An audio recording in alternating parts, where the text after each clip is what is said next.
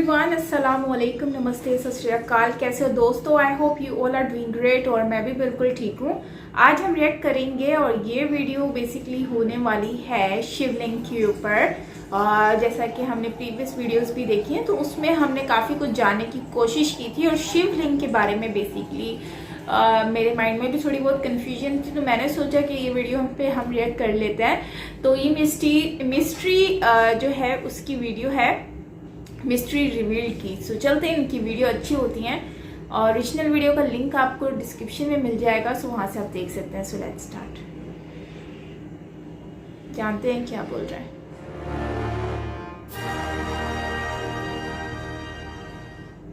शिवलिंग हिंदू धर्म की मान्यताओं में काफी पवित्र सिंबल है और भगवान शिव के हर मंदिर में उसकी पूजा भी की जाती है, क्योंकि ये शिवलिंग भगवान शिव का ही प्रतीक माना जाता है।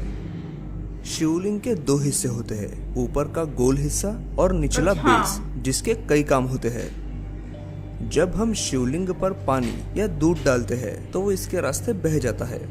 शिवलिंग पूरे साउथ ईस्ट एशिया में मिलते हैं और तो और कई बार शिवलिंग चीन और जापान में भी देखने को मिले हैं। पाकिस्तान में भी है। ऐतिहासिक दस्तावेजों के अनुसार शिवलिंग आज से करीब 2000 साल पहले पहली बार नजर आए थे, लेकिन आज भी इस बात पर बहस होती रहती है कि आखिरकार इस आकार का मतलब क्या है। ये गोल सिलेंड्रिकल हिस्सा असल में बेहद ही शक्तिशाली ऊर्जा का प्रतीक है। सन 1900 में पेरिस के Congress of history of religion में स्वामी विवेकानंद ने वेदों और हिंदू धर्म के बारे में चर्चा की थी और अपने भाषण में उन्होंने शिवलिंग का असली मतलब बताया था। उन्होंने कहा था कि शिवलिंग असल में भगवान शिव के दिव्य शक्ति का प्रतीक है।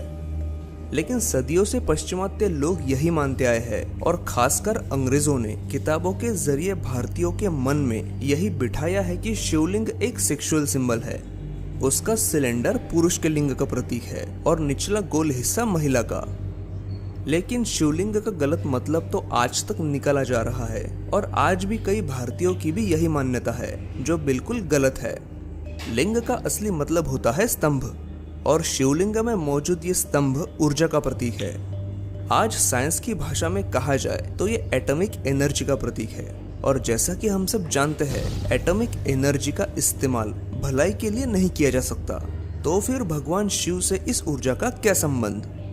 हमारे प्राचीन वैदिक ग्रंथों में भगवान शिव का वर्णन करते हुए कहा गया है कि भगवान शिव के दो मुख्य काम है, विनाश और सृष्टि का निर्माण।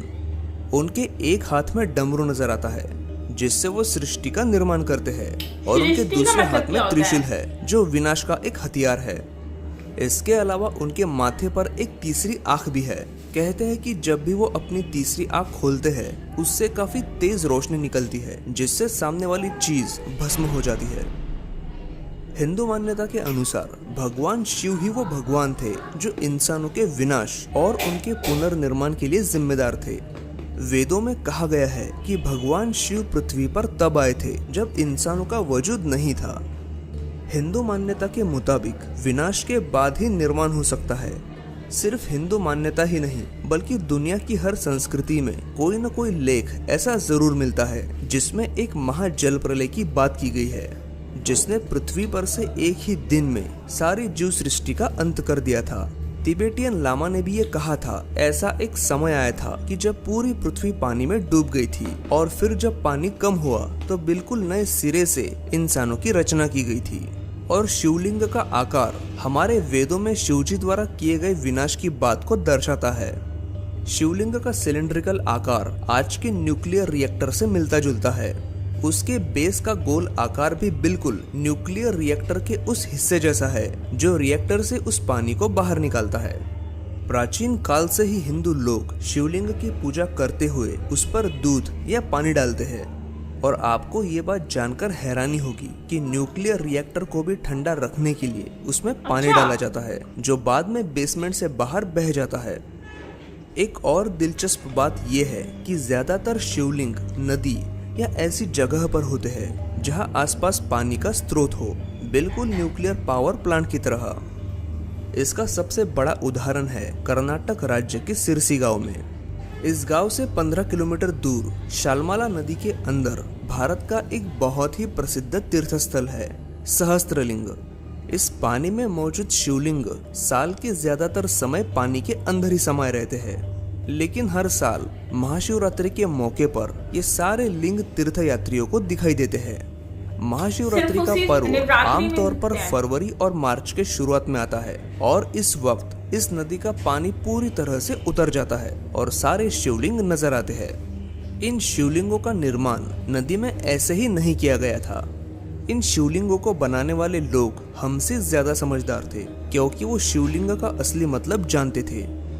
इससे ये बात तो साबित होती है कि हमारे प्राचीन वेदों में शिवलिंग और भगवान शिव के बारे में कही गई बातें 100% सही है और भगवान शिव की उस शक्ति को दर्शाने के लिए जिस सिंबल का इस्तेमाल किया गया है वो तो आज के विज्ञान की कसौटी पर भी खरा उतरता है। ऊर्जा के प्रतीक इस शिवलिंग का असली मतलब हम इंसान 20वीं सेंचुरी में तब समझ पाए जब हमने न्यूक्लियर पावर और न्यूक्लियर फिजन की खोज की थी, और उम्मीद है कि अब सारी दुनिया को भगवान शिव के इस प्रतीक की असलियत समझ आए। अगर आप भी मुझसे सहमत हैं और चाहते हैं कि ये जानकारी ज्यादा से ज्यादा लोगों तक पहुंचे, तो इस वीडियो को लाइक करें और आगे आने वाले वीडियोस देखने के लिए हमारे चैनल को सब्सक्राइब करें।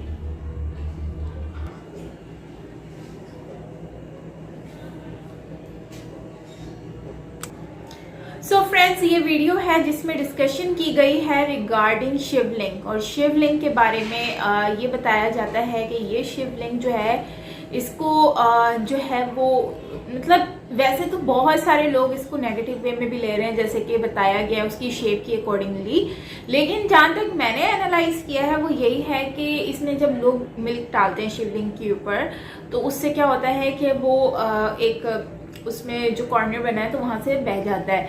एक दूसरा मैंने ये भी देखा है कि अक्सर इन कराची मैंने देखा है कि टेंपल में मैंने देखा है कि वहाँ पर तो एक नीचे की तरफ सुराख चारा होता है जिसमें पानी दूध जो डालते हैं वो नीचे चला जाता है, और मेरे ख्याल से नीचे कोई टंकी बनी हुई है या कुछ भी है, मतलब वो अपना एक अंदर का कॉन्सेप्ट है जिसके बारे में मैंने कभी पूछा नहीं है, लेकिन मैं जानना ज़रूर चाहती थी कि शिवलिंग एक्चुअली है क्या, और स्टार्टिंग मतलब ये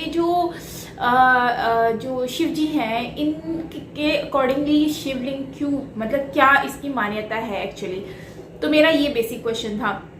तो मुझे जहाँ तक लगता है और कि शिव जी की पूजा करने के लिए उनको जो है वो दूध चढ़ाया जाता है, क्योंकि नाग भी उनके साथ होते थे। अब उस नाग का क्या मान्यता है वो भी मुझे इतना आइडिया नहीं है टू बी ऑनेस्टली, बट मैं कोशिश ज़रूर कर रही हूँ अंडरस्टैंड करने की, और कुछ आप जैसे फ्रेंड्स जो हैं वो मुझे सजेशंस वगैरह दे देते हैं या फिर बता देते हैं कि हाँ ये सारी डिटेल है। तो अब कुछ फ्रेंड्स कहेंगे आप गूगल कर लो, तो भाई गूगल हर चीज़ करने से गूगल ऐसा नहीं है कि आंसर नहीं मिलता, लेकिन कुछ कॉन्सेप्ट आते हैं जो कि समझने से आते हैं, पढ़ने से नहीं आते। एनीवेज ओवरऑल अच्छा वीडियो था, और मुझे यही लगता है कि शिवलिंग एक्चुअली लोगों की मतलब पूजा कर सके तो इसलिए बनाया गया है। जैसे कि आप लोग जानते हैं कि हमने एक ओम पर वीडियो देखी थी, ओम जो है व्हाट इज़ ओम एक्चुअली, तो उसमें हमें ये भी शिवलिंग से भी रिलेटेड थोड़ी बहुत इन्फॉर्मेशन मिली थी, जो कि शिवलिंग जो है वो एक मतलब एक उनका नाम मुझे याद नहीं है, लेकिन वो शक्ति मांगी थी शिव जी से कि मुझे सबसे बड़ा बनना है, तो शिव जी ने भी उनको वो शक्ति दे दी थी। लेकिन जब वो बड़े हुए तो वो फिर अपने अहंकार में आ गए कि मैं सबसे बड़ा हूँ, बल्कि शिव जी से भी बड़ा हूँ। तो जब वो और बढ़ता गया तो आगे वो देखा गया कि आखिर में उनको क्या नजर आया आसमान पर कि वो शिव जी के हाथों में बैठे हुए, मतलब शिव जी वो इतना बड़ा होने के बावजूद भी शिव जी के आगे वो इतना से दिख रहे थे। तो शिव जी ने उस टाइम पर बताया कि तुम जो हो मतलब कि ये अहंकार किस चीज़ का। तो खैर उस टाइम पे उन्होंने तो शिव जी को कहा था कि मुझसे ले लो वापस, मुझे मेरा अहंकार टूट गया। एनीवेज उस टाइम पर वो लिंग भी बनाए गए थे शिवलिंग के, ताकि लोग पूजा कर सकें, और इसी तरह से बहुत सारे लिंग बने। लेकिन यहाँ पर जो शिवलिंग हमने देखा कि वो नदी में किस तरह से वो नीचे पानी में छुप जाते हैं, और फिर जब नवरात्रि होती है तो उन दिनों में वो ऊपर नज़र आते हैं और पानी हट जाता है। मतलब इसमें भी एक बहुत ही गहरी केमिस्ट्री दिखती है कि जाहिर सी बात है, पानी वो भी नवरात्रि के डे में, इतना बड़ा डे होता है और उन दिनों ये सब कुछ देखने को मिलता है। तो ओवरऑल अच्छा वीडियो था और काफ़ी जो है इंफॉर्मेटिव भी था, और थोड़े बहुत डिफ़िकल्ट हिंदी वर्ड्स भी थे, बट मैंने कोशिश की है समझने की, लेकिन यही है कि आहिस्ता आहिस्ता ही समझ आती है। बाकी आपका क्या कहना है शिवलिंग के बारे में वो ज़रूर बताइएगा। और जो है वो जो ये मिसाइल्स जो हैं, जो सुपर पावर है, इनके बारे में मुझे समझ नहीं आया कि मतलब एक मुझे समझ आया, आई वॉज कंफ्यूज कि सेम टू सेम शिवलिंग जैसा ही इन्होंने क्यों वो स्ट्रक्चर रखा हुआ है। और वो भी और मुझे आज ही पता चला कि मिसाइल जो है एक्चुअली वो पानी के कॉर्नर पे ही होते हैं। तो खैर ये तो अभी मुझे पता चला कि पानी भी इसको चाहिए होता है ठंडा रखने के लिए मिसाइल को, वरना तो शायद ये फट जाता है, राइट। एनीवेज आप बताइएगा कमेंट सेक्शन में। मिलते हैं नेक्स्ट वीडियो के साथ, और मेरा न्यू व्लॉग आ गया हम पाकिस्तानी पब्लिक रिएक्शन और पाकिस्तान एंड इंडिया के मैच के ऊपर, T20 के ऊपर, वर्ल्ड कप के ऊपर। सो जाएं और वॉच करें, लिंक आपको कमेंट सेक्शन में पिन मिल जाएगा। मिलते हैं नेक्स्ट वीडियो के साथ, बाय बाय।